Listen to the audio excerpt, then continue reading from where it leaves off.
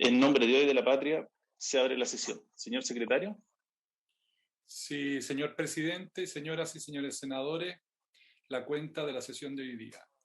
Se ha recibido una urgencia de discusión inmediata para el proyecto de ley que modifica el Código de Procedimiento Civil para incorporar la medida precautoria de restitución anticipada de inmuebles en juicios de precario y determinación de arrendamiento y comodato.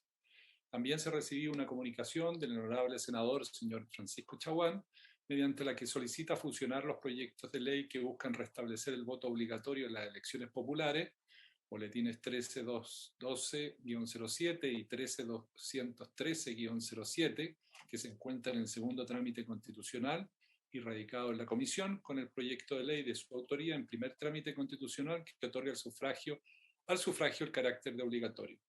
Su señoría, nosotros hacemos presente esta comunicación, pero no se puede acoger porque el artículo 17A de la ley orgánica dice que se pueden fusionar proyectos siempre que se encuentren dichos proyectos en primer trámite constitucional.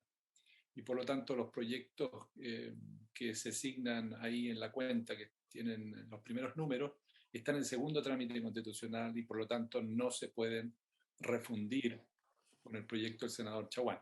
Eso no impide que la comisión tenga en cuenta las ideas del proyecto del senador Chaguán, el estudio en general de esta materia, pero el trámite de refundirlo no se puede dar lugar en virtud de lo que dispone la mencionada disposición de la ley orgánica del Congreso. Eso, señor presidente.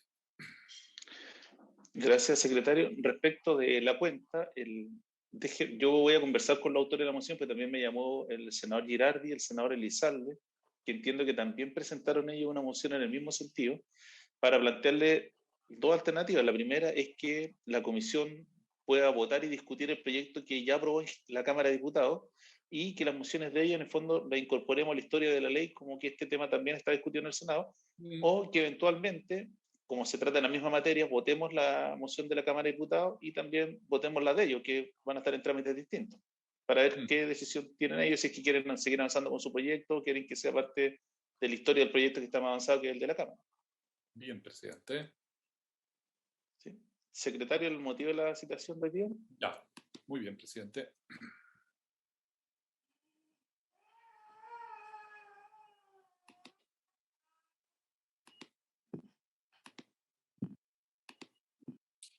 Señor presidente, señoras y señores senadores, la sesión del día de hoy está convocada para iniciar el estudio del proyecto de ley en segundo trámite constitucional que excluye de los beneficios regulados en la ley número 19.856 a quienes hayan cometido crímenes de carácter sexual contra personas menores de edad. Esta es una iniciativa, como vamos a ver en un minuto, que se encuentra en segundo trámite constitucional y que ya fue aprobada por la Cámara de Diputados. Están especialmente invitados a esta sesión el señor Ministro de Justicia y Derechos Humanos, don Hernán Larraín, el subsecretario de Justicia, señor Sebastián Valenzuela, la jefa de la División Jurídica, señora Mónica Naranjo, la jefa del Departamento de Reinserción Social de Adultos, señora Marcela Corbalán, y la abogada de la División Jurídica, señora Joely Cárez. También concurren de la Defensoría Penal Pública los abogados del Departamento de Estudios, señores Alejandro Gómez y Rodrigo Lillo, y de la Universidad Diego Portales, el abogado y profesor señor Héctor Hernández, que se va a incorporar en unos minutos más a esta sesión. Se ha excusado para asistir a esta sesión el señor Fiscal Nacional del Ministerio Público, don Jorge Abbott, que por compromiso impostergable no puede asistir a esta sesión, pero compromete la presencia de la Fiscalía en futuras sesiones que la Comisión destine al estudio de este proyecto.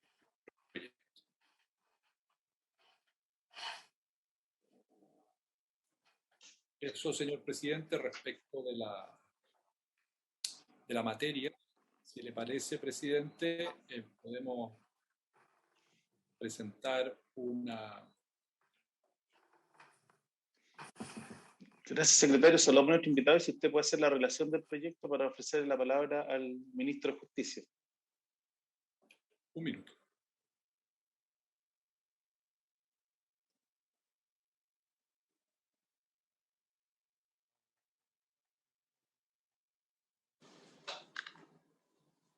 Presidente. Sí, aquí estamos, presidente. Llegó el ministro y puede la Secretaría hacer la relación.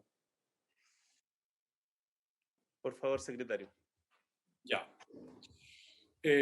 Señor presidente, señoras y señores senadores, la iniciativa que ahora considera la comisión se encuentra en segundo trámite constitucional para primer informe de la Comisión de Constitución, Legislación, Justicia y Reglamento del Senado.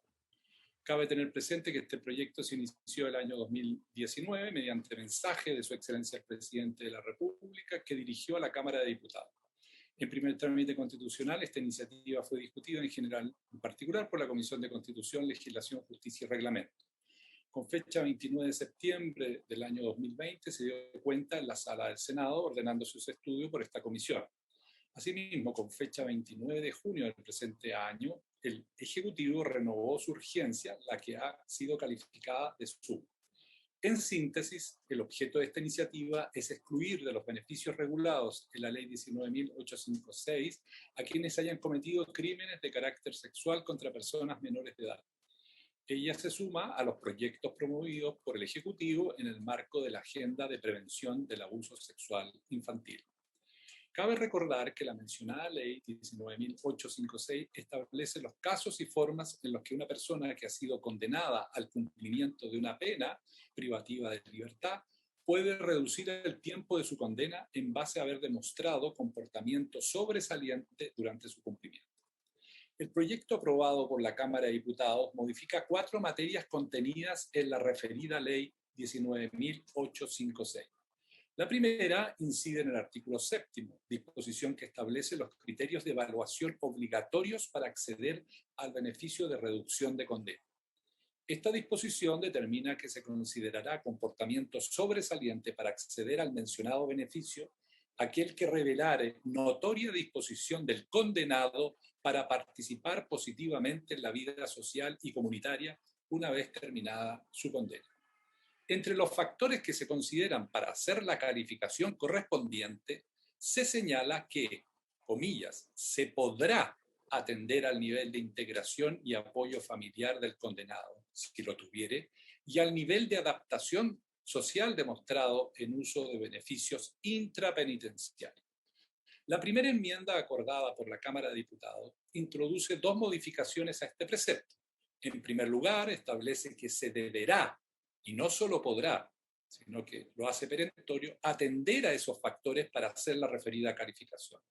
En segundo lugar, se precisa que se deberá considerar los beneficios intrapenitenciarios cuando hubieren sido otorgados.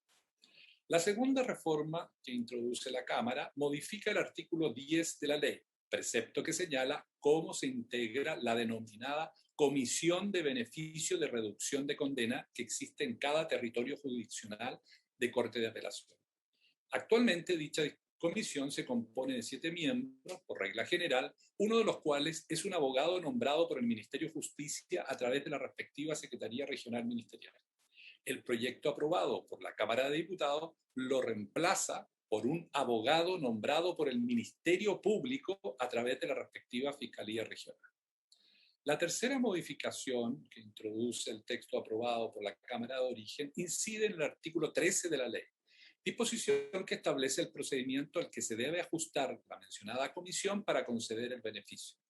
Las normas vigentes establecen en lo pertinente que la comisión podrá tener en consideración informes sociales y psicológicos relativos a los condenados, especialmente elaborados para los fines de la presente ley. Agrega que para estos efectos podrá encomendar la práctica de dichos informes a profesionales que se desempeñen en entidades públicas. La enmienda acordada por la Cámara de Origen consiste en precisar que la comisión deberá, y no solo podrá, sino que deberá tener en consideración dichos informes. Igualmente, que deberá encomendar la elaboración de los mismos a profesionales que se desempeñen en entidades públicas. La última modificación, aprobada en primer trámite constitucional, recae en el artículo 17, precepto que establece diversos límites al otorgamiento del beneficio de la reducción de condena. La disposición vigente señala en su letra E, me refiero a la letra E del artículo 17, que este beneficio no se otorgará en caso alguno al condenado que hubiere cometido algún delito al que la ley asigna como pena máxima el presidio perpetuo, a menos que la sentencia condenatoria se le hubiera aplicado a su respecto alguna de las circunstancias atenuantes previstas en el artículo 72 y 73 del Código Penal. Vamos a ver que más adelante que la referencia al artículo 72 ya no tiene sentido.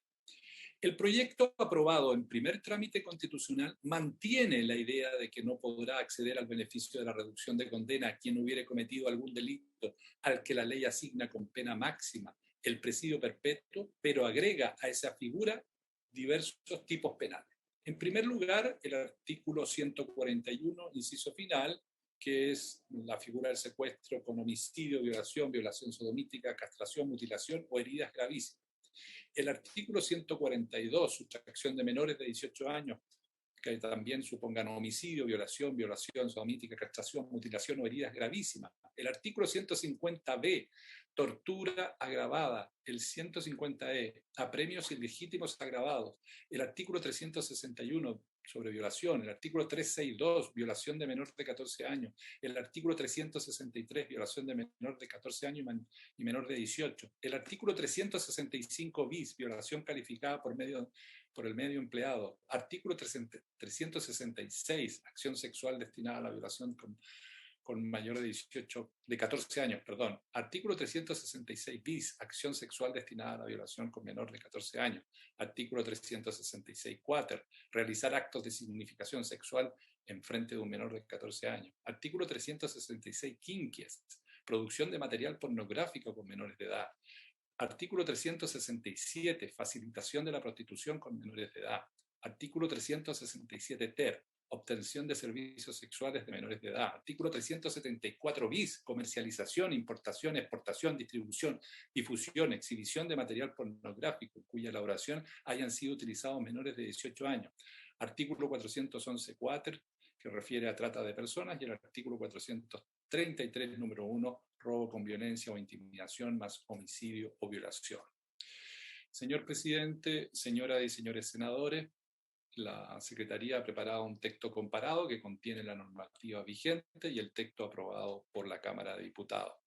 Asimismo, hago presente a sus señorías que el Ejecutivo ha hecho llegar una presentación en diapositivas que ha sido remitida a su correo para la consideración de este asunto. Es cuanto puede informar la Secretaría, señor presidente, señoras y señores senadores. Gracias, secretario. Le ofrezco la palabra al señor ministro de Justicia. Buenos días, presidente. Gracias por la oportunidad de poder referirnos a este proyecto. Un proyecto muy simple, pero de mucho alcance por lo que significa. Y aprovecho de saludarlo, presidente, saludar también a quienes integran la comisión, así como a quienes participan en la Secretaría y a quienes están invitados en esta oportunidad. De acuerdo a lo que hemos podido ir desarrollando durante estos años del gobierno del presidente Sebastián Piñera, uno de los ejes del trabajo que hemos mantenido es precisamente el que se refiere a la protección de la infancia en todos sus ámbitos.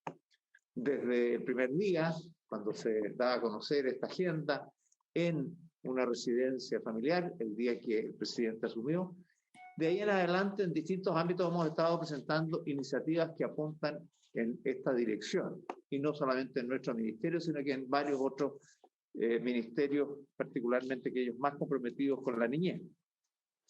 En lo fundamental, nos preocupa asegurar, en el caso de niñas y adolescentes, su mayor indemnidad en todos los ámbitos, pero particularmente en el ámbito de la indemnidad sexual.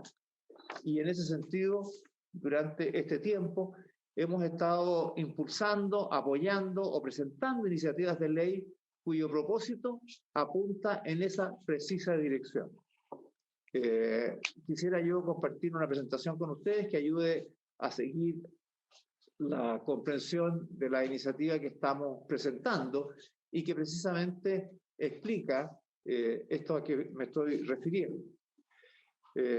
Dentro de las reformas que hemos estado presentando, quizás la más saliente, recordarán ustedes, es la que declaró imprescriptibles los delitos sexuales cometidos en contra de niños, niñas y adolescentes, que quizás es quizás la iniciativa más simbólica. Tomamos un proyecto activo que estaba durmiendo en el cajón de los recuerdos, le pusimos urgencia, le presentamos una indicación sustitutiva y precisamente aquí en esta comisión logramos hacer un trabajo que cristalizó en la ley 21.212, que ha sido realmente muy simbólica respecto de este compromiso que tenemos con asegurar la indemnidad sexual de niños, niñas y adolescentes.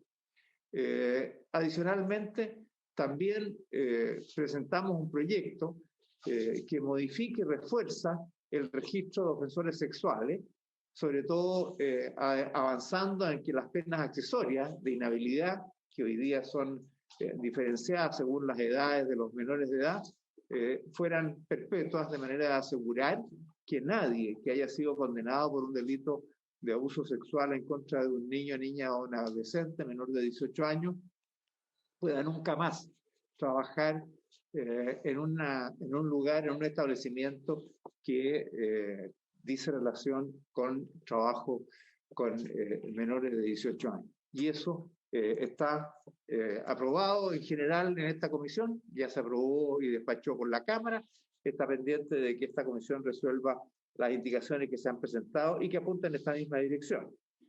El otro proyecto que hemos presentado en estos días es uno que tipifica el proxenetismo, la explotación sexual comercial y la pornografía de niños, niñas y adolescentes. Eso lo presentamos hace días atrás, siempre avanzando en la necesidad de ir perfeccionando nuestra legislación en este caso. Hoy día el Código Penal habla de la prostitución infantil. Y la verdad es que este es un concepto profundamente equivocado, porque niños, niñas y adolescentes no se prostituyen. En verdad son sujetos de explotación sexual comercial. No hay la voluntad que supone de una persona que se prostituye en estos menores de edad, y por lo tanto es un mal concepto el de la prostitución para ellos. Aquí hay un abuso que alguien comete para explotarlos comercialmente, y por la misma razón creemos que la tipificación del delito no puede ser la que se ha mantenido.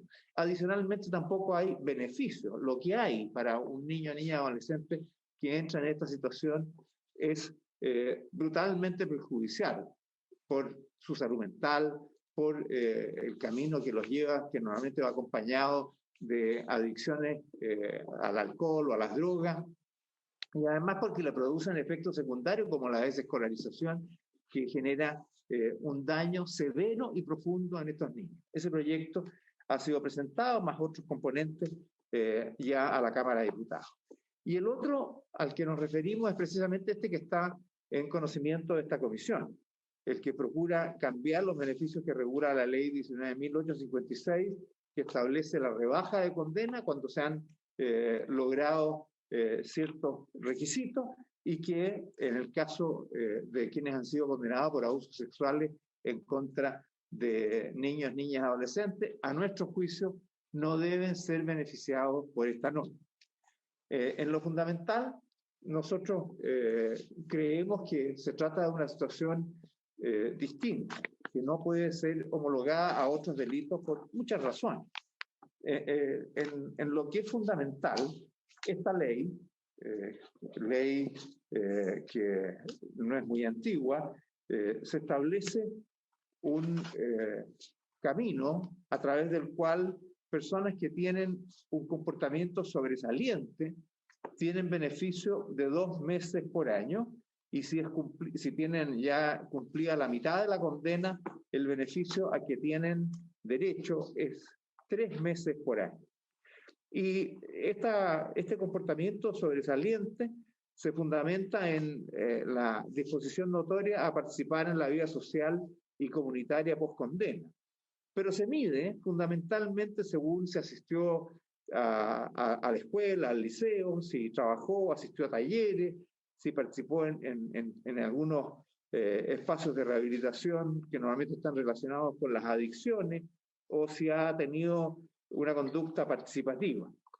En ese sentido, quienes están condenados por delitos de connotación sexual contra menores de edad pueden acceder simplemente cumpliendo estos requisitos, que no dicen relación con el tema de fondo, que es la violencia sexual contra niños, niñas, adolescentes, que desgraciadamente es de los delitos más graves que nuestra ley busca reprimir, puesto que le afecta y golpea muy directamente en la vida interior de niños, niñas, adolescentes, en su desarrollo sexual y en su vida como personas íntegras.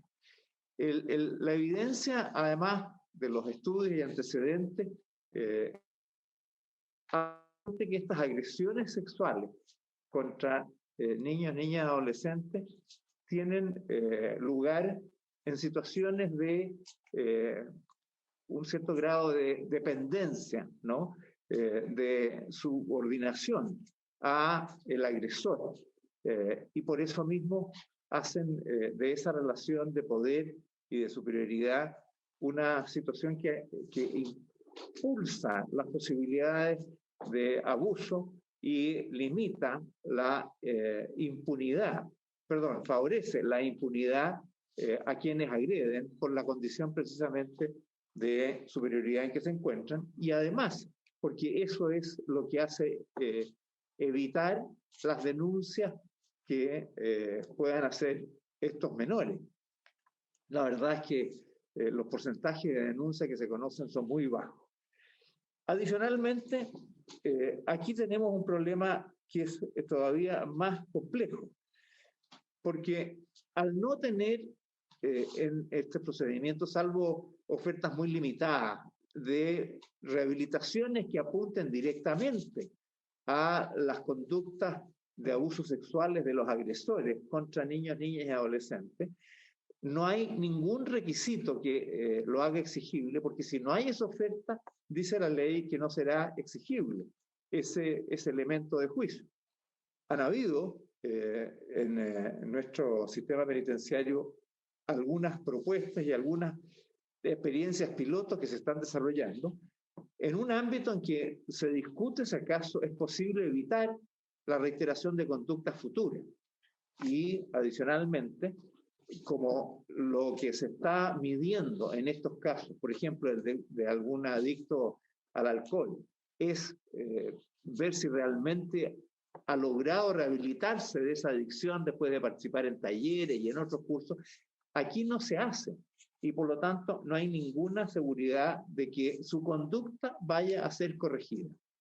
En ese sentido es diferente, por ejemplo, a la forma como se está otorgando hoy día la libertad condicional, que supone evaluar e informar sobre la capacidad de reinserción que tiene la persona y por lo tanto ese es un elemento de juicio que ahora se considera necesariamente en la comisión que otorga la libertad condicional para asegurar precisamente que esa persona va a lograr ser reinsertada. En este caso eso no existe y por eso, dada la gravedad de esta situación, es que nosotros creemos razonable que se le dé un trato diferenciado a las personas que están hoy día condenadas por estos delitos y por lo tanto que no tengan acceso a la rebaja de condena. Quiero decirles que la experiencia personal que hemos tenido cuando analizamos estos casos es muy dura. Es decir, firmar una resolución, un decreto, como nos toca hacer, para que una persona que violó a un niño de 8 años aproveche una rebaja de condena de muchos meses. Normalmente, además, quienes se encuentran en esta situación son especialmente cuidadosos con su conducta y buscan todos los caminos para poder salir lo antes posible. En general lo hacen todos los presos, pero estos tienen en particular buena conducta, no son personas que tienen grados de violencia como ocurre con quienes cometen otro tipo de delitos, precisamente de delitos de violencia física, de agresiones físicas o de lesiones o de asesinato o de homicidio. Aquí hay una situación distinta y por lo tanto es bastante frecuente encontrarse con personas que solicitan estas rebajas. Inicialmente, les puedo contar que quisimos evitarlo, rechazamos la primera solicitud que nos llegó y la Corte de Apelaciones nos manifestó que este no era un beneficio, que era un derecho. Cumplidos los requisitos, estábamos obligados a otorgarlo. Y así hemos procedido respecto de todas las personas que cumplen con los requisitos. Y en ese sentido, yo me hago cargo de esa situación. Hoy día, la ley vigente solo limita la rebaja de condena para quienes quebrantan condena o se dan de fuga, para quienes incumplen las condiciones de la libertad condicional, aquellos que hayan vuelto a delinquir y también aquellos que han sido condenados a un delito que merezca como pena el presidio perpetuo, ¿no? Y por cierto, si antes ya obtuvieron este beneficio y vuelven a caer, ya no lo pueden recibir nuevamente. En ese sentido, presidente, el proyecto fundamentalmente lo que busca es excluir a quienes sean condenados por delitos sexuales cometidos contra niños, niñas y adolescentes del acceso a los beneficios de rebaja de condena de la ley 19.856.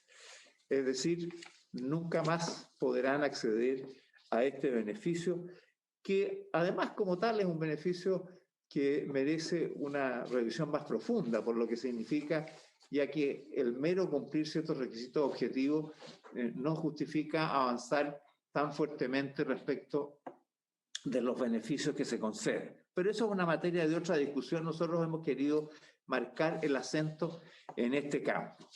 El proyecto lo que hace es incorporar un catálogo de delitos de exclusión, ¿no? Que son los considerados más graves en contra de la libertad y la indemnidad sexual de niños, niñas y adolescentes.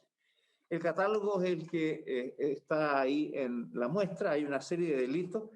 Quiero sí manifestar que durante la tramitación en la Cámara se le agregaron algunos delitos que no estaban en el proyecto original, como por ejemplo el primero de los que está ahí en el listado, el del secuestro, sustracción de un menor de 18 años, que además del secuestro ha violado a este niño, porque tal delito es un delito que tiene incorporada como posibilidades de sanción el presidio perpetuo. Desde luego la ley actual no distingue si es perpetuo simple o calificado, de manera que no es necesario incorporar este delito, pero en la Cámara estimaron necesario hacerlo para dar una señal. Eso ocurre con ese delito, con el de tortura, trato cruel inhumano, degradante, ambos con violación o abuso sexual agravado, y el robo calificado en relación con la violación. Esos tres delitos tienen en la pena tipificada el presidio perpetuo y por lo tanto no era necesario incorporarlo. El resto de los delitos sí son los que están incorporados en la ley de imprescriptibilidad y conforman el conjunto de delitos que a nosotros nos parece deben ser excluidos del beneficio de rebaja de condena. Se trata de violaciones, estupro, abusos sexuales de distinta naturaleza, producción de material pornográfico, promoción o facilitación de prostitución de menores. Este es precisamente el delito que esperamos en lo sucesivo se hable de explotación sexual, comercial de niños, niñas y adolescentes. Lo mismo obtención de servicios sexuales, también lo estamos cambiando. Los niños y niñas no prestan servicio, no son prestadores, son explotados sexualmente y por eso estamos cambiándole la tipificación de este delito. Luego también el de comercialización de material pornográfico y la trata de personas. Esto es lo que nosotros pretendemos. Adicionalmente, quiero señalar que se incorporaron dentro de la tramitación en la Cámara algunas modificaciones respecto de la calificación necesaria para la obtención del beneficio. Nosotros no habíamos incorporado cambios, pero se incorporaron, como lo mencionaba recién el secretario de la Comisión, en el sentido de establecer la obligatoriedad de considerar ciertos antecedentes, cambiando la palabra podrá por deberá, en dos sentidos.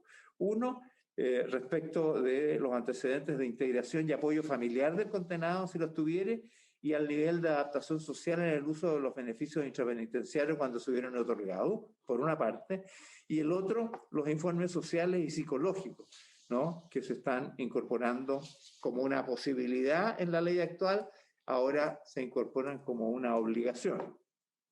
Ahora, nosotros respecto de esto tenemos algunas dudas, porque fundamentalmente Aquí ya hay muchos antecedentes que se pudieran utilizar.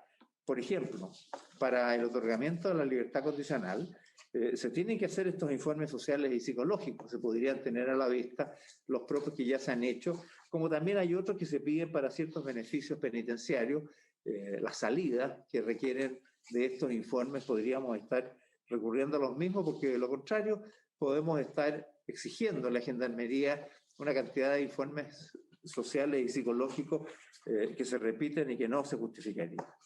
Esta es la primera modificación que se introdujo, la de convertir en obligatorio ciertos antecedentes. Y la segunda es respecto de la comisión que otorga el beneficio.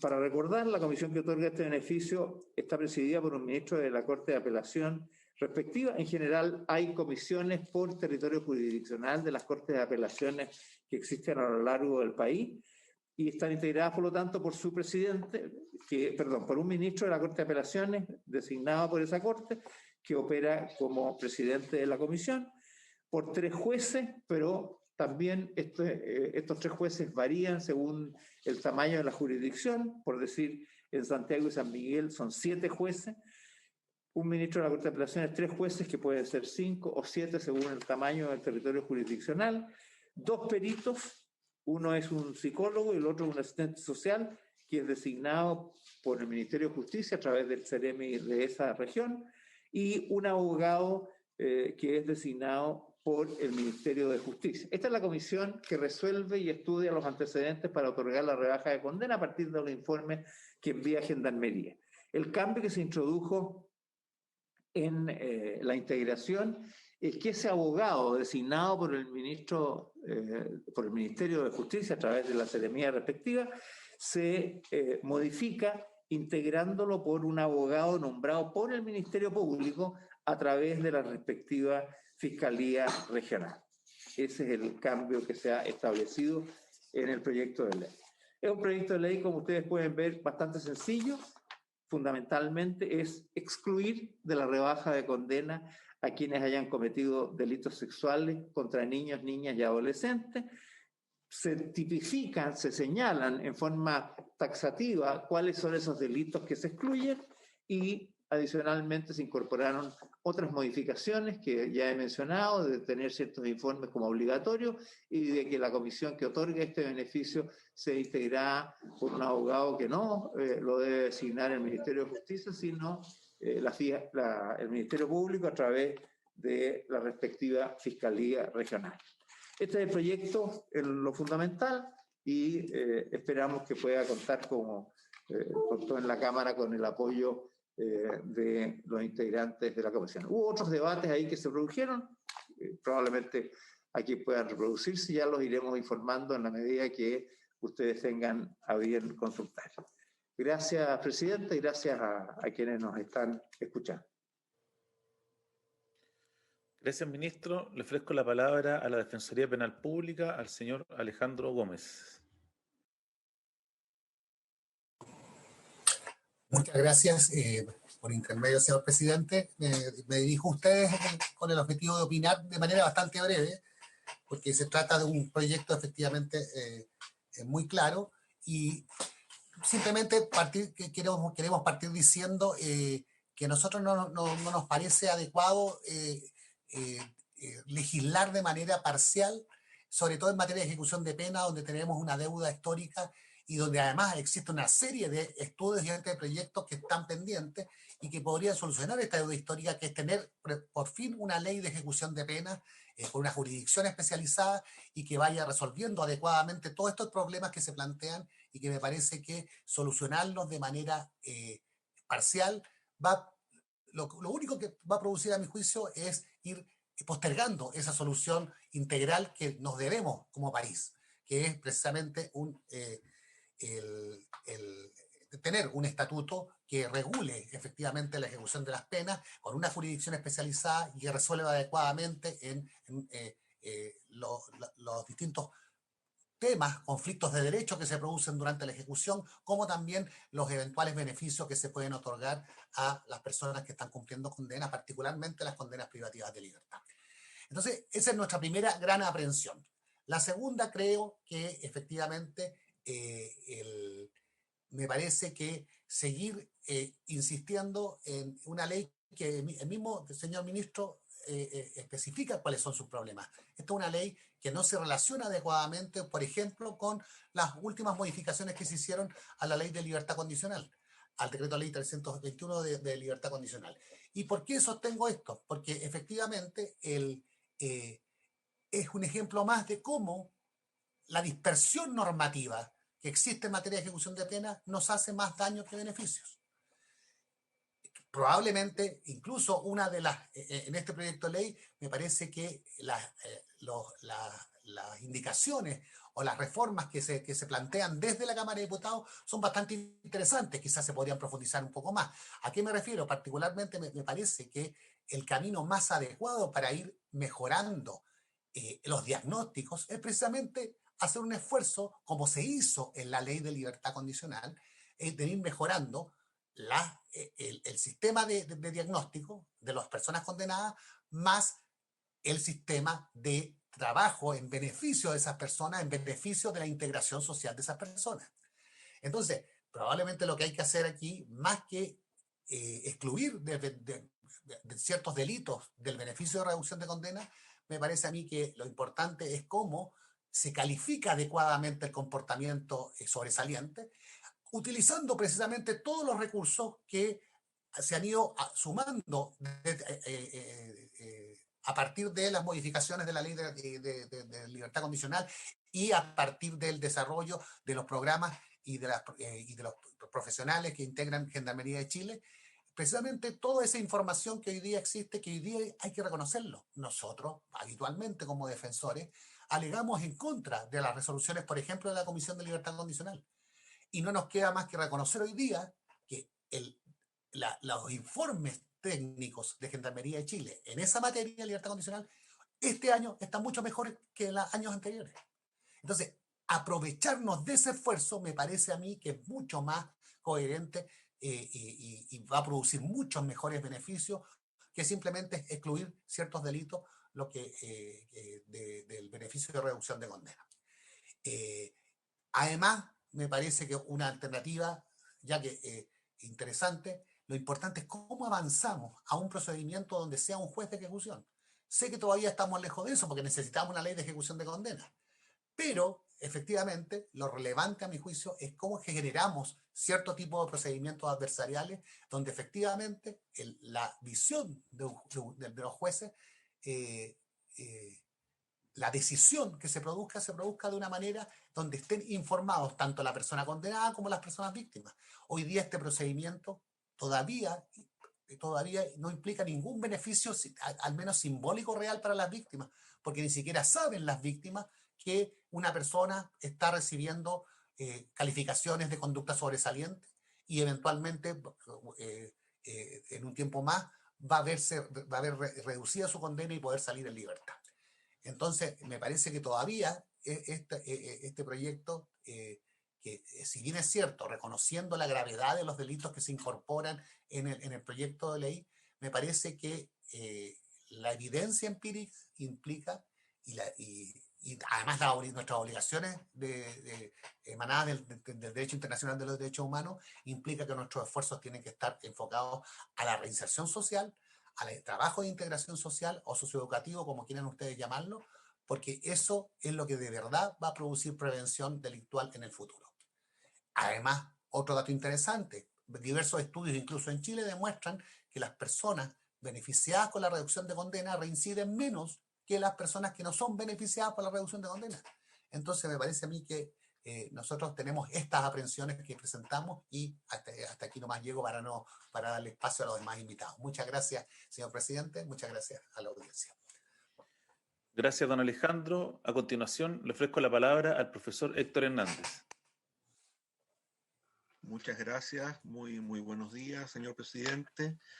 Los saludo y por su intermedio saludo a los miembros de la comisión, al personal también de la Secretaría y naturalmente a los invitados, al señor ministro, al señor subsecretario, a su equipo, al colega Alejandro Gómez de la Defensoría Penal Pública. Mi comentario va a ser muy breve. básicamente por lo siguiente, porque creo que el núcleo de la discusión debe darse en la modificación al artículo 17, letra E del proyecto. En lo demás, y el señor ministro aclaró que efectivamente fueron agregados que se hicieron más bien en la Cámara de Diputados, pero que no eran el corazón de la reforma. Diría que las modificaciones a los artículos 7 y 13 me parece que no son especialmente relevantes y generan además las dificultades prácticas o los inconvenientes, atrasos, rezagos que de algún modo el señor ministro indicaba. Respecto de la composición de las comisiones, en el artículo 10, letra C,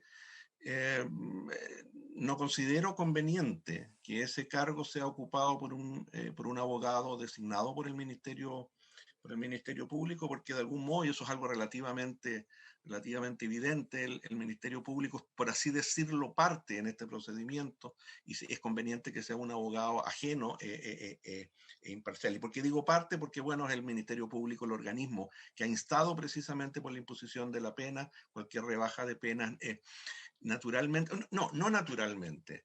Es muy probable que por el peso y el rol institucional que el Ministerio Público tenga, deba asumir más bien una defensa de la tesis de no reducir las penas, y por lo tanto parece que esa posición debe ubicarla un abogado imparcial, ajeno a los intervinientes en el procedimiento previo que dio lugar a la condena. Pero como digo, todas esas son materias que no es el corazón de la propuesta. El corazón de la propuesta está en el artículo 17 y básicamente en el propósito de excluir de la aplicación del mecanismo de rebaja de pena a quienes cometen determinados delitos de connotación o de carácter sexual contra menores de edad. Y antes de entrar al fondo, sí, en cualquier caso, sugeriría que esa exigencia de ser la víctima menor de edad cambia de posición en el articulado, aunque quedara igual, porque la ubicación que tiene al final del listado de delitos puede producir, no digo que necesariamente produzca, pero puede producir una lectura errónea en el entendido de que esa exigencia de ser la víctima menor de 18 años solo es pertinente respecto de aquellos que han sido condenados por el delito de robo calificado del artículo 433, número 1. No estoy diciendo que esa es la lectura necesariamente correcta. Simplemente estoy llamando la atención que la ubicación es poco feliz porque confunde la lectura. En ese contexto sería, en cualquier caso, preferible que esa indicación estuviera al comienzo, justo antes del encabezado. Es decir, donde se propone que diga o alguno de los delitos, debiera decir, a mi juicio, si se quiere mantener la misma idea, debiera decir si la víctima es menor de edad, alguno de los delitos, y allí cualquier posibilidad de una lectura diferente, que yo al menos si fuera abogado litigante en este caso, naturalmente explotaría esta ambigüedad del texto, esa posibilidad se disiparía completamente. Pero yendo ahora definitivamente al fondo, y en esto, insisto, voy a ser especialmente breve, yo diría que la pregunta es si uno cree en la necesidad y en la razonabilidad y conveniencia de contar con un mecanismo como el establecido en general en la ley 19.856.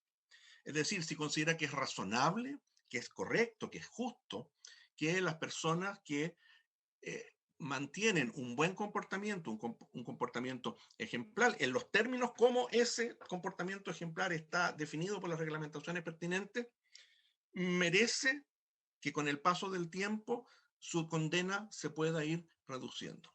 Si uno está de acuerdo con eso, a mi juicio, no hay ninguna razón para hacer una excepción formal por tipos de delitos, cualesquiera que sea la gravedad de los delitos en cuestión. Yo diría que si hay algún tipo de inconveniente, hay alguna dificultad, algún malestar con el mecanismo de la ley 19.856, lo que procedería, de algún modo ya se ha enunciado, bueno, es una revisión de la arquitectura general. O sea, yo diría que eso es lo que realmente contribuiría, digamos, a los propósitos de una ejecución más justa, más razonable de las penas en nuestro país. Una revisión completa donde tal vez se puedan revisar los requisitos, donde efectivamente se pueda agregar mayores antecedentes, pueda haber un cúmulo de información más rigurosa, más fina, más rica, o un mecanismo, digamos, que permita que se tomen decisiones más adecuadas. A lo mejor hay que huir del automatismo que de algún modo presenta la ley, etcétera. Hay mil posibilidades. Pero a mi juicio eso debe necesariamente discutirse en serio en el contexto, ¿cierto?, de una revisión general de la ley 19.856 y no, como me parece, y puedo entender naturalmente los buenos propósitos que inspiran la iniciativa, pero en la búsqueda de unas soluciones ad hoc que difícilmente se pueden justificar. Ocurre, por ejemplo, que respecto de determinados delitos sexuales, no los más graves de ellos, respecto de menores de edad no puedo tener este beneficio. Pero ocurre que si yo mato a un menor de edad sin incurrir en homicidio calificado, si lo torturo, si lo castro, por ejemplo, si tratándose de un menor de edad varón, ocurre que sí voy a tener estos beneficios. Y ahí naturalmente hay una inconsecuencia. Yo lamentablemente tengo mucha experiencia en la asesoría legislativa. Yo lo último que quisiera es que mi último comentario sirviera para más bien dar luz respecto de que lo que hay que hacer más bien es eliminar todos los delitos en los cuales las víctimas sean menores de edad. Ese no es mi propósito en absoluto. Lo que quiero decir es simplemente que estas exclusiones genéricas, en abstracto, por categorías de delitos, que es decir, que no permiten en ningún caso la consideración de las particularidades del caso concreto, del hechor en particular, en concreto, solo se prestan para resultados igual de automáticos que los que de algún modo aquí se están reclamando, pero en un sentido inverso. Decisiones injustas, decisiones sin fundamento. La verdad, es comprensible y yo por eso no voy a hablar más al respecto porque ya conozco y ya tengo experiencia en la delicada situación y posición en la que uno se pone cuando osa poner la gravedad de los delitos que se están discutiendo en su justa perspectiva. La gravedad de los delitos está dada básicamente por sus penas. El resto, digamos, son invocaciones líricas. La gravedad de cada delito la establece el ordenamiento jurídico a través de las penas que impone. Por lo tanto, abstraerse de las penas específicamente previstas para cada delito y simplemente atender a una cierta naturaleza de esos delitos, invocando que por esa razón son los delitos más graves de todos, bueno, eso es inconsistente. Los delitos más graves de todos son aquellos que tienen las penas más graves que todos. Y en el ámbito de los delitos sexuales y aún de los delitos sexuales contra menores de edad, la legislación chilena, como es obvio y como cualquier legislación racional en el mundo hace, es hacer distinciones. Estas exclusiones en paquete, simplemente por una determinada consideración que tiene un indudable peso simbólico, pero que, insisto, el propio legislador, al disponer la pena, ha visto que hay diferencias entre caso y caso y que es indispensable distinguir, a mi juicio, eso se borra completamente si es que se aprueba este artículo 17, letra E, como viene previsto.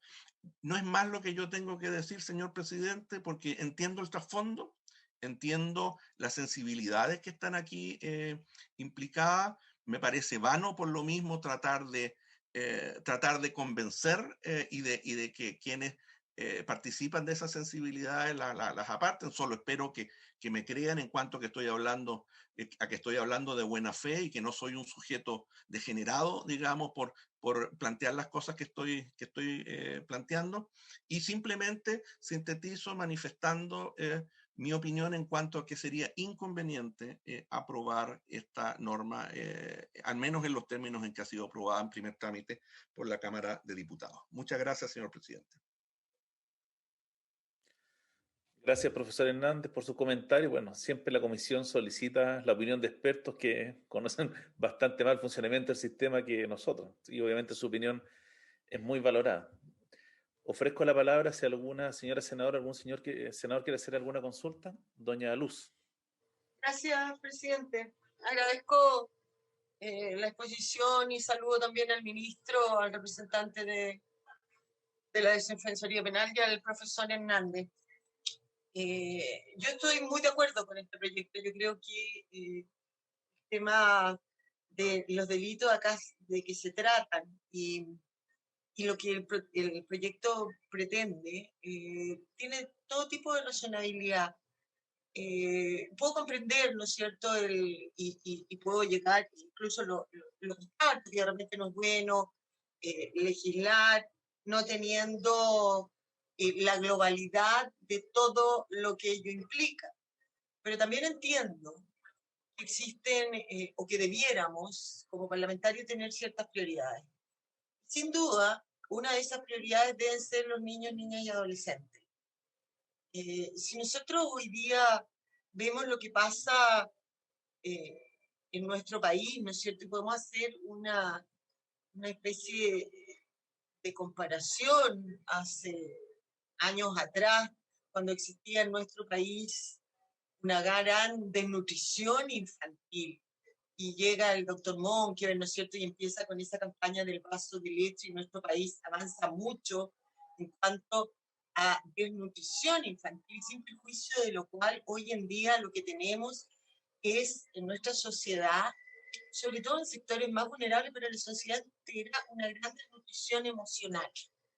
Esa gran desnutrición emocional, yo diría que parte un poco porque los números, los fríos números indican que cerca de, o más, no sé qué me pasó.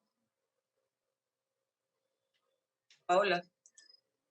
¿Estamos escuchando, Luz? ¿Estamos? Ya.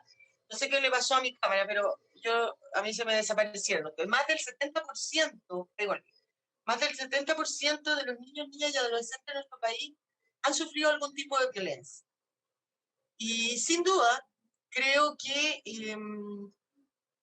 la violencia más brutal es esta, la violencia sexual que esos niños, niñas y adolescentes pueden sufrir o a la que se ven expuestos, porque es tal vez la más difícil de superar y quedan marcados para el desarrollo de su vida.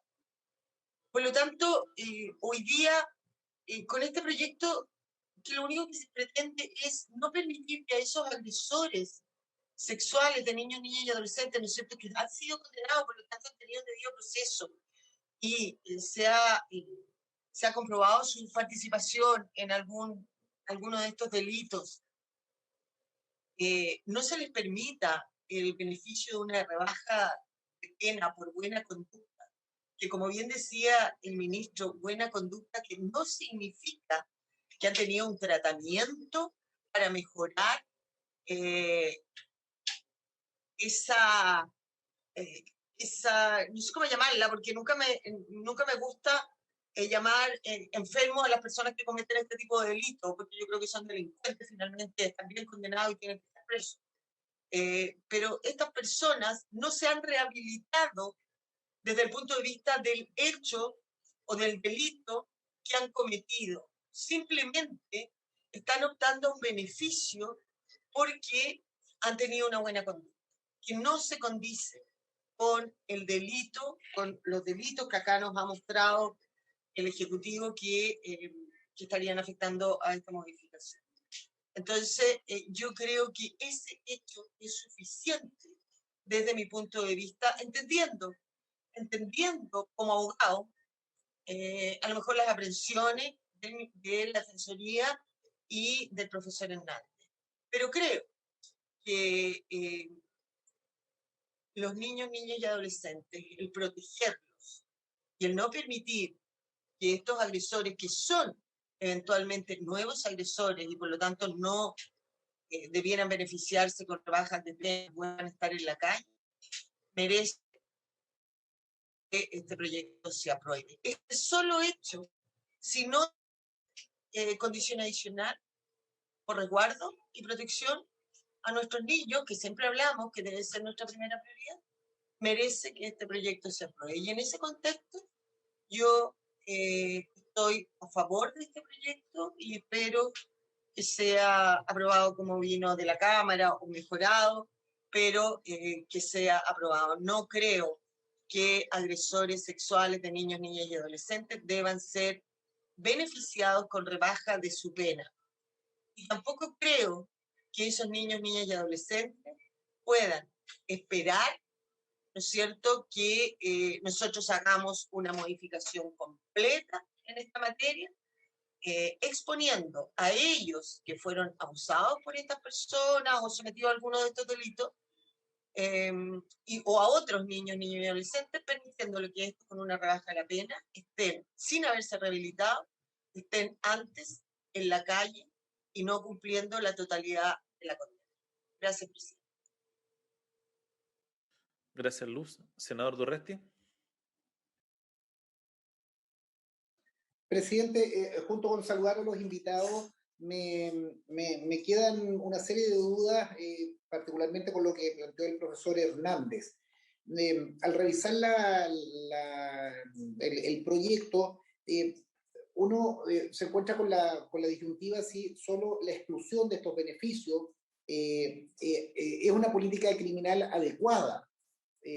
Yo creo que hay que ir al origen, a las causas, proteger a los niños, no solo no permitiéndole a los condenados, a estos delincuentes o a estos condenados, digamos, el condenado de por eso no acceder a tales o cuales beneficios, sino ir antes, un tema preventivo, un tema más integral. A mí me gustaría desarrollar un poco más la situación de esto, me parece muy, muy, muy relevante, además con el profesor Hernández nosotros tuvimos importantes discusiones respecto de del nuevo Código Penal. Entonces, yo siempre trato en esta orden de materia tener una coherencia hacia el futuro, el mítico nuevo Código Penal. Entonces, creo que uno tiene que hacer modificaciones, adecuaciones que sean coherentes en esa línea y no hacer a veces situaciones que nos van a luego a generar dificultades para tener un código penal más moderno. Entonces, me gustaría, no sé si ahora, pero si tal vez Héctor nos pudiera hacer llegar esa opinión o algunos artículos, porque quiero no equivocarme por lo voluntarioso y comparto o entiendo lo que Luce Eliana señala. Esto a uno lo irrita desde el punto de vista de este tipo de delitos. Pero estamos legislando en un sistema penal, en un corpus de código penal que no me gustaría quedar en contradicciones. Y lo último, una pregunta también al profesor Hernández o a alguno de los invitados, ministro o defensoría u otros. ¿Qué es lo que ocurre con la sustracción de menores, particularmente el tipo de sustracción de menores y la situación? Si nos puede ayudar ahí el profesor Hernández también, ¿qué es lo que ocurre con aquellas personas con delitos de lesa humanidad hoy día que se están viendo, o principalmente por el secuestro de mujeres con estado de embarazo? ¿Qué es lo que ocurre particularmente sobre esa situación? Si hay alguna inclusión de ellas en este tipo de ilícitos, pero me gustaría, por último, sugerir que pudiéramos escuchar a la defensora de la niñez también como una autoridad que también pudiera darnos una opinión sobre el punto. Gracias, presidente. Gracias, Alfonso. Ofrezco la palabra.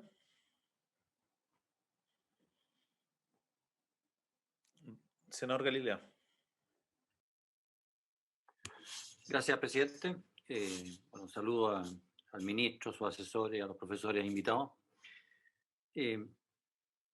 Quizá voy a ser medio desordenado en esta intervención, pero a ver, el profesor Hernández tienen razón cuando dice al final del día lo que define, no sé si lo dijo así, pero voy a decirlo de mi manera, es la pena lo que define la gravedad del delito o viceversa, y lo demás es lirismo. Y yo creo que hay harto de razón en eso. Finalmente, los delitos más graves tienen penas mayores, los delitos menos graves tienen penas menores. Es una obviedad.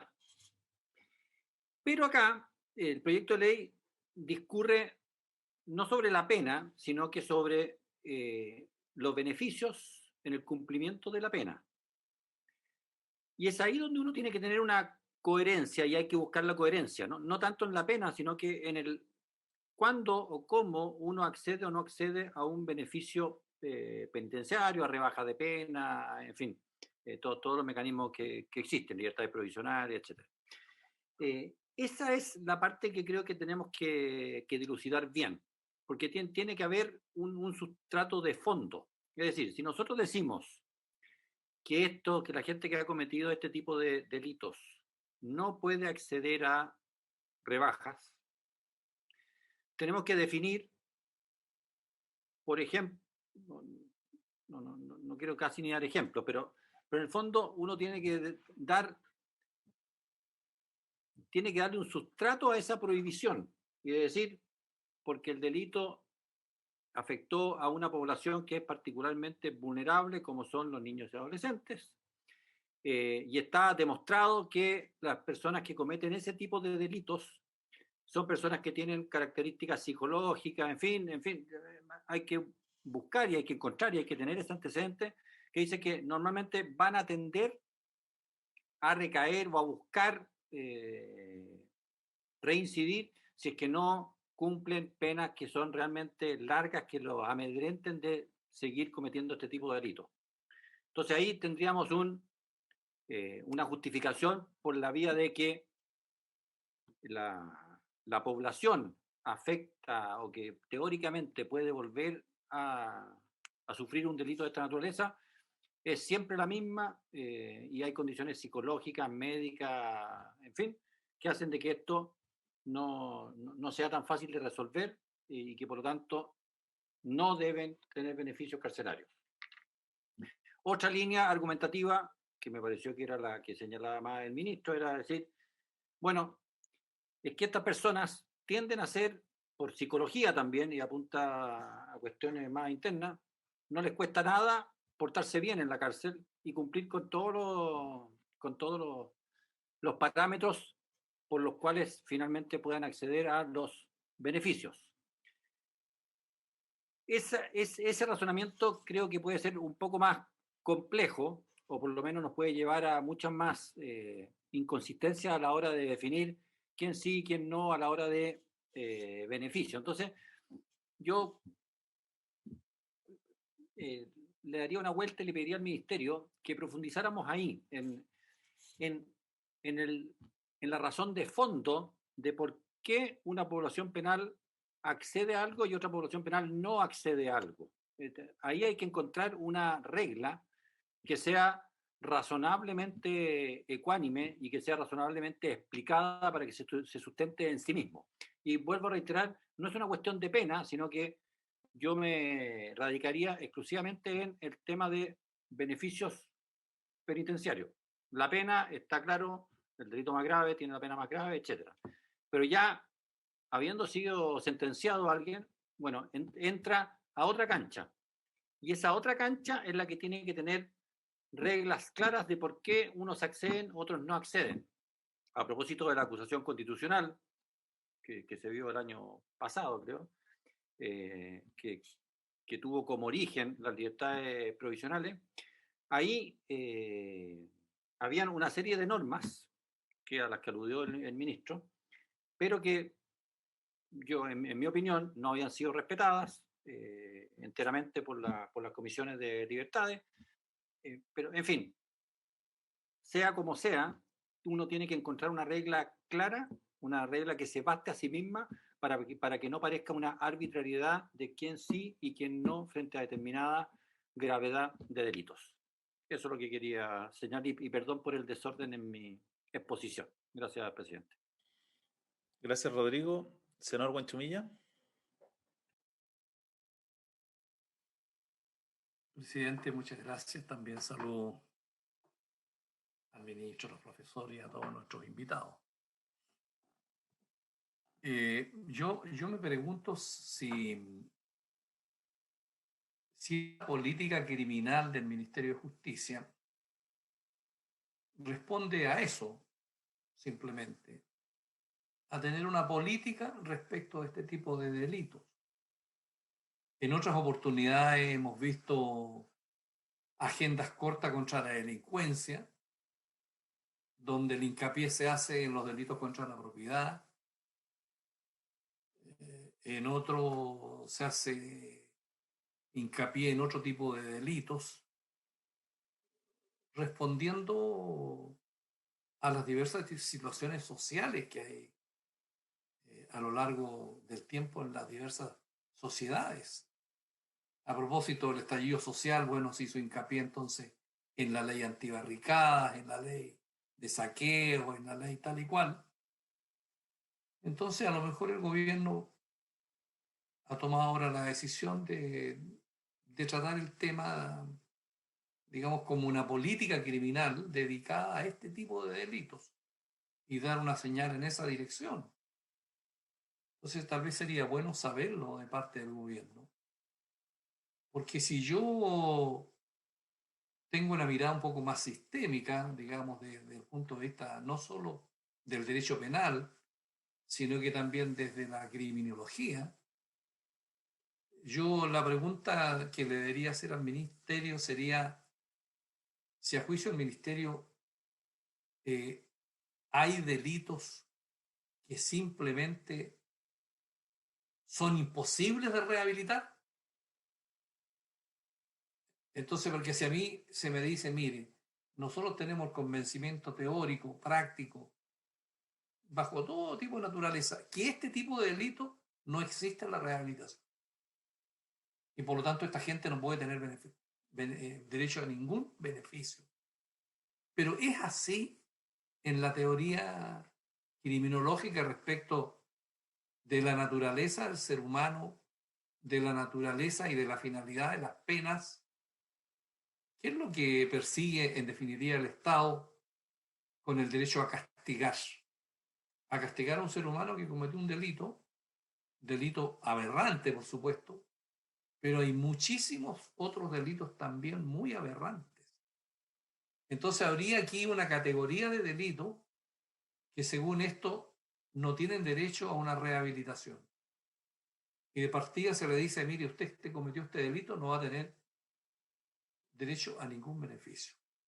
Esa es una decisión política, una decisión de política criminal, que uno puede estar de acuerdo o en desacuerdo, pero tiene que tener una sustentación teórica, porque cuando se toma simplemente una política criminal coyuntural, atendiendo, digamos, a una cierta visión que uno tiene de los momentos políticos o de otra naturaleza, uno tiende a tener lo que tenemos hoy día en Chile, que tenemos un picoteo de distintos tipos y sistemas y no tenemos una visión más sistemática como la que aquí se ha señalado tanto por la Defensoría como por el profesor Hernández, en orden a tener en Chile una visión sistémica respecto del sentido de las penas, de la finalidad de las penas, de su naturaleza, de su gravedad, de la rehabilitación y de qué hacemos con aquellos ciudadanos que han transgredido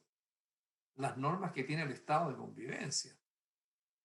Entonces, tenemos acuerdo en que este tipo de delitos aberrantes, por supuesto, objeto de este proyecto, son delitos que la sociedad estima que no puede haber rehabilitación. Entonces, yo creo que en ese sentido es válido lo que señalaba el senador Galilea, que el ministerio no pudiera decir si esto es coyuntural, responde a una política en que pudiéramos nosotros estar de acuerdo y por lo tanto dejamos de lado la visión ya más profunda, más sistémica de lo que tiene que ser una reforma profunda, digamos, porque yo creo que el combate a la delincuencia, el derecho penal es una de las herramientas. Es una de las herramientas cuando se comete el hecho criminoso que merece un reproche y una sanción. Pero el combate a la delincuencia no se agota solamente en el derecho penal. es un conjunto y una mirada mucho más amplia, que va, por supuesto, desde los sucesos previos a los acontecimientos penales que involucran a la sociedad, al ser humano, en el medio en que se desenvuelve, en lo que se denomina la prevención del delito, la prevención completa para que no sucedan estos hechos. Entonces, ¿qué queremos como sociedad? ¿Usar solamente el puro mecanismo del derecho penal y fijarnos en las penas altas y en la cárcel? ¿O esto requiere una mirada distinta? Entonces, esa reflexión se me ocurre improvisadamente, señor presidente, respecto de esta decisión del gobierno de tener una política criminal respecto de este tipo de delitos que, por supuesto, merecen el más alto reproche, pero que desde el punto de vista de nuestra obligación como Comisión de Constitución del Senado, tenemos la obligación de tener una mirada mucho más amplia, más sistémica, respecto de cómo el Estado se defiende respecto de las conductas de los individuos que se apartan respecto de las normas que se ha dado el Estado para la sana convivencia en la sociedad. Muchas gracias, presidente. Gracias, senador Guanchumilla. Yo quiero decir que comparto lo que han señalado nuestros tres invitados, el ministro, don Alejandro Gómez, el profesor Hernández. O sea, sin duda, nuestro país tiene una deuda en tema de ejecución de penas. Todavía no tenemos tribunales de ejecución de penas y eso ha traído un sinfín de problemas. No es el objetivo de este proyecto solucionar esa que es probablemente una de las grandes discusiones de fondo que necesitamos en materia de justicia penal y que ha sido postergado por largo tiempo. Y respecto a lo que dice el profesor Hernández, yo comparto con lo que dice usted, profesor, que sin duda la gravedad de los delitos, más allá de lo que uno, de lo que quiera la temperatura ambiental o lo que queramos nosotros como legisladores, está justamente por las penas que se le asignan a los delitos. Y en esto, claro, entramos en una vieja discusión que lleva ya varios gobiernos a la espera, que es la dictación del nuevo Código Penal, donde podamos tener efectivamente un ordenamiento de nuevos tipos penales acorde a penas proporcionales y que den cuenta de cuáles son los bienes jurídicos que como sociedad nos interesa darle mayor protección de tipo penal. Pero dicho eso, también está la posibilidad de que el legislador, la autoridad pertinente, pueda generar criterios de, a mi juicio, parte de la política criminal de, entendiendo la gravedad de los delitos respecto a las penas, puede establecer ciertas limitaciones respecto a los beneficios que se obtienen al momento de estar cumpliendo una pena a aquella persona que ha sido condenada.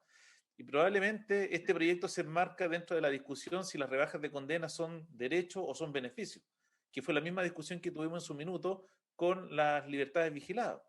Y esto, obviamente, yo creo que todo independiente que probablemente las penas relativas al abuso sexual de menores no son las más altas del Código Penal, sentimos que tiene que haber una especial protección, una mayor protección hacia los menores, y a partir de eso se genera una cierta política criminal o se toman ciertas medidas para dar ciertas señales, que además de la pena que tiene el delito, la persona que comete este tipo de delito y que es condenada, sabe que adicionalmente no va a poder postular a ciertos beneficios. Ya se hizo con la ley 18.216 y probablemente hoy se está haciendo esto con lo que dice relación con las rebajas de condena. Entonces en eso, claro, yo comprendo la discusión y obviamente una discusión mucho más de fondo que probablemente este proyecto no se acerca ni en los bordes a resolverla, pero a mi juicio es un proyecto necesario y que busca también dar una señal. El tema de política criminal podríamos estar discutiendo meses y semanas de cuál ha sido la política criminal de este gobierno, cuáles han sido los ejes que han puesto, porque claro, uno a veces siente que mucha de la política criminal del gobierno está dada por la sensación térmica de cuánto aparece o no aparece ciertos delitos en la televisión, y esto yo lo ejemplifico, lo he ejemplificado en mi región. En Santiago ocurren muchos portonazos que son cubiertos por los medios de comunicación nacional y a partir de eso se genera toda una política pública anti-portonazos pensada en Santiago, pero no se piensa, por ejemplo, en lo que pasa en los delitos en regiones que afectan la vida de la gente en forma mucho más grave que un portonazo. Entonces, claro, política criminal, yo sé que no es trabajo del Ministerio de Justicia, que el Ministerio del Interior no ha fijado una política clara respecto de qué tipo de delitos quiere perseguir, bajo qué forma. Entonces, en eso, compartiendo las aprensiones que ustedes tienen, yo en lo personal creo que es un proyecto necesario para poder avanzar en dar ciertas señales y para proteger fundamentalmente a los menores. Presidente, con la palabra para contestar dudas al profesor Hernández por el ministro de Justicia. Ya. Muchas gracias, señor presidente, por su intermedio. Yo sencillamente quisiera precisar una afirmación que hice. Mi referencia a las penas, y para contestar también al senador Galilea, tiene que ver básicamente con lo siguiente. Si uno va a establecer excepciones a un régimen, debe contar con algún tipo de criterio. Y si busca, y una forma son los criterios objetivos. Yo simplemente quería decir que lo de la pena asignada al delito es un criterio objetivo y es el criterio que sigue la regla actual, es decir, excluye aquellos delitos que tienen las penas claramente más altas. Entonces yo diría, entre delitos, una de las formas de distinguir es precisamente por la penalidad.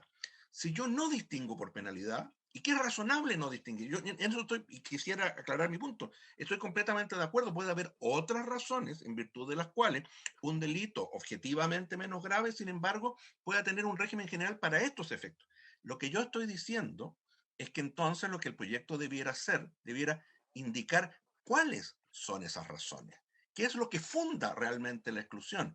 Y en vez de eso lo que tenemos es un listado formal, abstracto, de delitos que no se hace cargo de la especificidad de cada hecho en particular. Eso es lo que yo básicamente estoy objetando. Es decir, no tengo ninguna duda de que puede haber razones en los delitos sexuales, o que se dan especialmente los delitos sexuales, que justifiquen un régimen de exclusión. Lo que estoy diciendo es que la propuesta no indica cuáles son esos criterios, sino que sigue el camino sencillo. Bueno, delitos sexuales contra menores quedan a priori excluidos de esto, y yo diría que eso no es razonable. Y por último, nada más para terminar, como este es un problema de ejecución de pena, de una pena que tarde o temprano se va a terminar de cumplir, digamos, y eso no va a cambiar, porque no van a poner a determinados delitos contra menores delitos sexuales contra menores de edad, penas de presidio perpetuo. Tarde o temprano la pena se va a cumplir. Esa preocupación, que es muy atendible, yo diría que ya ha sido recogida por nuestro ordenamiento jurídico a través precisamente de unas inhabilitaciones, precisamente respecto de agresores sexuales contra menores de edad. Me refiero, ¿cierto?, a la inhabilitación que establece el artículo 39 ter. Y yo lo que diría que el camino adecuado para no distorsionar el régimen de ejecución de pena, bueno, sería precisamente reforzar y hacer efectivo ese régimen de inhabilitaciones que permite que uno tenga un sistema coherente de penas justas, proporcionadas, que se ejecutan conforme a reglas generales, y un tratamiento especial de protección real y efectiva a los menores de edad, que yo diría no se logra con este proyecto, que tiene otra finalidad. Yo diría que ese sería el camino de obtener esa adecuada protección. Eso sencillamente, señor presidente. Muchas gracias. Gracias, profesor Hernández. Ministro. Muchas gracias, presidente, y también agradezco las intervenciones y el debate que se ha producido, porque refleja que efectivamente hay una inquietud muy profunda respecto de este tema, pero al mismo tiempo un interés por lograr una mirada todavía más integral que la que este proyecto está incorporando, materia que también compartimos. Sin perjuicio de eso, yo quisiera poner esto en un contexto, porque la pregunta que hace el senador Buenchumilla me parece muy pertinente. Si acaso esto corresponde a una política general que está impulsando el gobierno, en este caso a través de nuestro ministerio. Y efectivamente lo es así. Y yo creo que intervenciones como la de la senadora Lube Bensperger o el senador Pedro Araya lo han hecho de una manera precisa y concisa, y resumiendo un poco lo que estamos intentando hacer. Y yo hacía al inicio un recuerdo de los proyectos que hemos impulsado a través de este tiempo en este campo.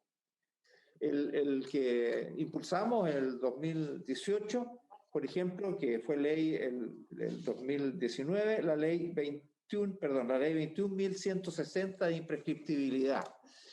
Este no es un aumento de sanciones, no es aumento de delitos, no, fue agregar una protección a niños, niñas y adolescentes que habían sido objeto de abusos sexuales para que pudiesen ser perseguía esas acciones indefinidamente. Me repito, no estamos aumentando las sanciones ahí, estamos pensando en cómo protegemos a niños, niñas y adolescentes en un aspecto central como es su indemnidad sexual. Este es el tema central que está detrás de ese proyecto, pero está también en el proyecto que presentamos en noviembre del 2018 respecto de mejorar el registro de ofensores sexuales para asegurar que cada vez que a una persona es condenada por un delito sexual tenga la inhabilidad accesoria incorporada dentro de sus penas, porque por distintas razones no estaba ocurriendo y además quisimos aumentar la inhabilidad perpetua para los menores entre 14 y 18 que solamente tenían una inhabilidad por 10 años. Nunca más alguien condenado pueda tener un trabajo con niños. Este es el tema. Es una mirada también de contexto de protección de la indemnidad sexual de los niños. El proyecto que estamos viendo ahora es exactamente lo mismo. Lo presentamos el 2019, en noviembre del 2019. Está en la Cámara desde septiembre del 2020, a pesar de todas las urgencias que le hemos puesto, pero ha estado ahí desde el principio dentro del mismo contexto, en el mismo periodo. No ha habido picoteo, para repetir una expresión que se manifestó por ahí. No, aquí hemos estado, por supuesto que tenemos muchos objetivos que se ven y se perfilan en distintos ámbitos, pero en este hemos sido muy consistentes. Agrego este que acabamos de presentar, que no busca aumentar las penas de quienes hoy día, entre comillas, prostituyen a menores, sino que cambiar el concepto, ensanchar el espacio de persecución penal respecto de quienes explotan sexual y comercialmente a niños, niñas y adolescentes. Y la otra labor que hemos realizado es implementar un proyecto que presentara el presidente Piñera en su primera administración, el de la ley de entrevistas videograbadas, que se terminó su tramitación muy intensa. Recordarán varios senadores que participaron en ella durante la administración de la presidenta Bachelet, en que se discutió y se trabajó muy intensamente en el Senado en ese proyecto, y que nos ha tocado, aprobado en enero del 2018, implementar. Y ha sido un trabajo muy intenso en que, de nuevo, lo que buscamos ahí ha sido proteger la indemnidad sexual de los niños, evitar la revictimización o la victimización secundaria cuando se investigan precisamente delitos sexuales en los cuales hayan sido víctimas o sean testigos. Entonces, claro, aquí hay una política criminal. Perdón, una política, sí, política criminal, pero me refiero a ver cómo protegemos a niños, niñas, adolescentes respecto de la situación que les puede afectar en su indemnidad sexual. Este es el tema de fondo. Entonces, uno puede decir, y yo entiendo, el profesor Hernández tiene siempre todos mis respetos porque le tengo profundo reconocimiento a su trayectoria y a su sapiencia, ¿no? Y siempre tiendo a encontrar la razón en lo que dice.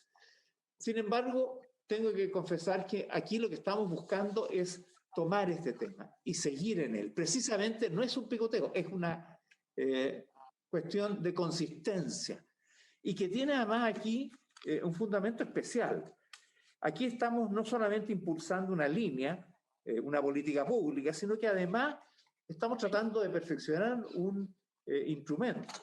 Nosotros, también trabajando en este periodo para concluir una moción parlamentaria sobre libertad condicional, que algunos de nosotros impulsamos en su momento, en 2016, cambiamos los conceptos de la libertad condicional y lo trabajamos en la comisión mixta de nuevo muy activamente, en donde buscábamos cómo preparar a quien iba a ser beneficiado por esta libertad condicional para cumplir su condena en el medio libre, pensando en su futura reinserción.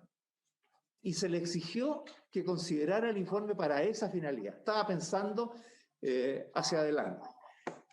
El problema que tiene la rebaja de condena es que no mira hacia adelante, mira hacia atrás, qué es lo que hizo. Y en ese sentido es donde nosotros decimos, ¿saben?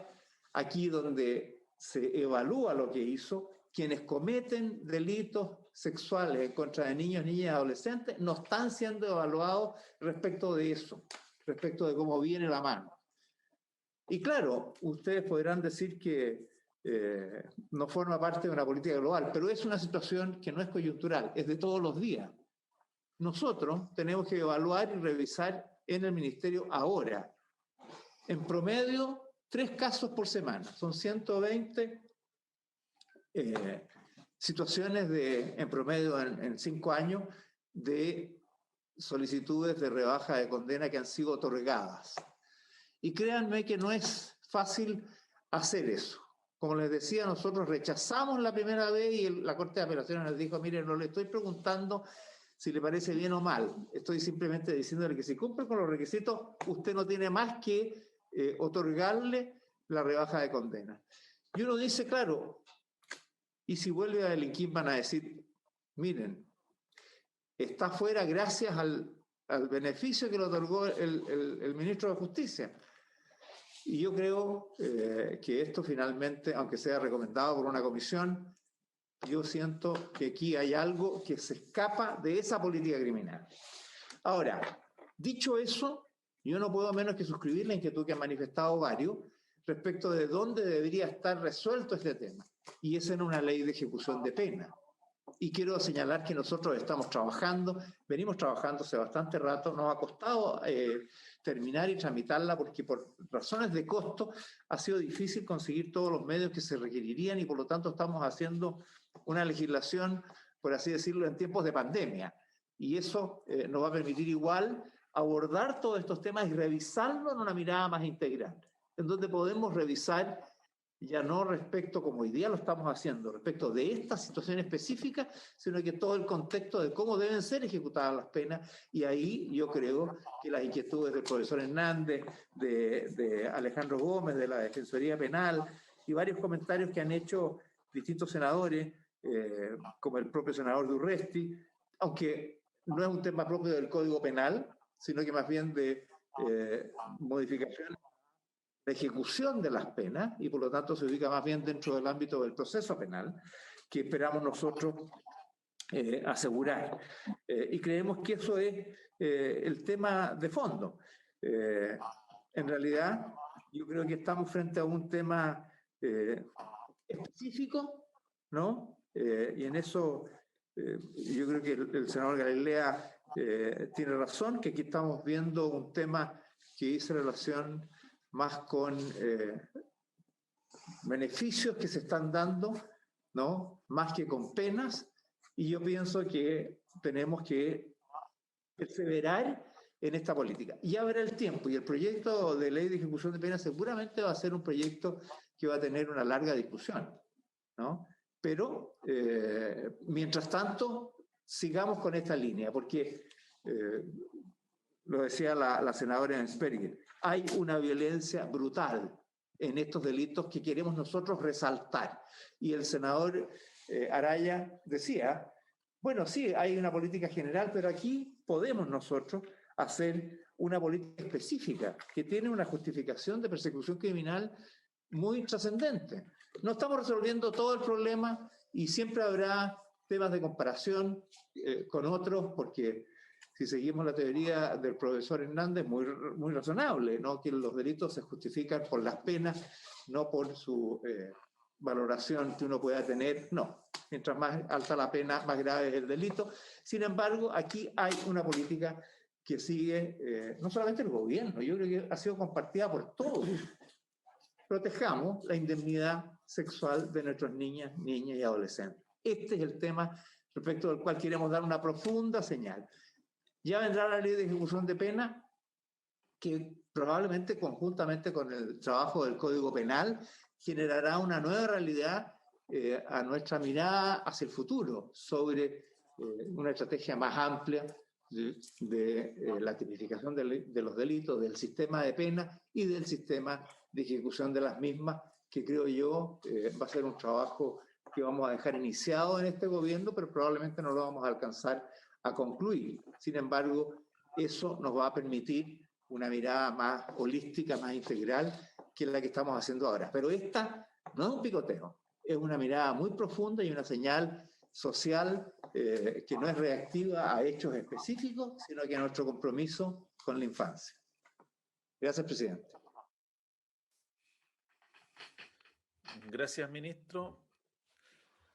Yo creo que estamos todos bastante de acuerdo en poder avanzar en este proyecto. De ser así, le propondría a la comisión que pudiéramos votarlo en general, de forma tal de abrir un espacio de tiempo para presentar indicaciones y poder hacer las correcciones que sean necesarias y sobre todo poder recoger parte de las sugerencias que ha hecho el profesor Hernández.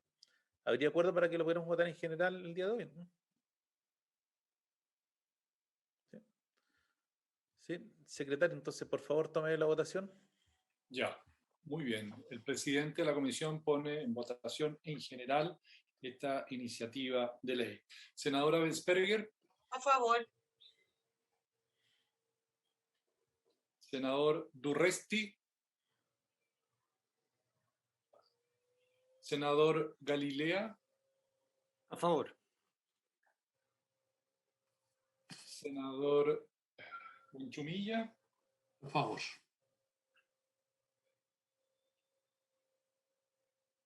Don Alfonso Durresti. Está. Don Pedro, presidente. A favor. Resultado de la votación, 4 votos por la afirmativa, ninguno negativo, aprobada en general esta iniciativa, presidente. Bueno, agradecemos la participación de nuestros invitados y habiéndose cumplido el objeto de la sesión, se levanta.